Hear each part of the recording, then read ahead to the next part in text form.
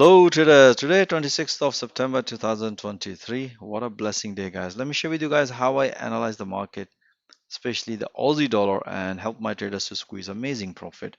If you look at the Aussie dollar, and as you have seen in my yesterday analysis, we have been short, and this morning, as explained to my trader, we are looking the structure breakout, because if you look at the price action, we have this impulsive move after this impulsive correction. So we were expecting one more push downside, which price nicely hit. As soon as the price hit to the final target, that's what explained my traders time to enjoy some profit. So let me share with you guys how I analyze the entries and exit, help my traders. So you can see here, this was the analysis we did at the New York session yesterday. We have breakout, after the breakout pullback, bank few pp's. Even this morning we had amazing trade guys. You can see here, just before the London Open, as explained, if the market is going to break this structure, they take a short trade here.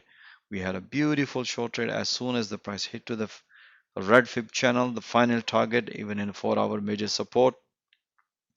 That's what I explained my traders time to enjoy amazing profit.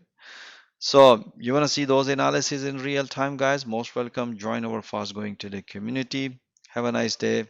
All the best.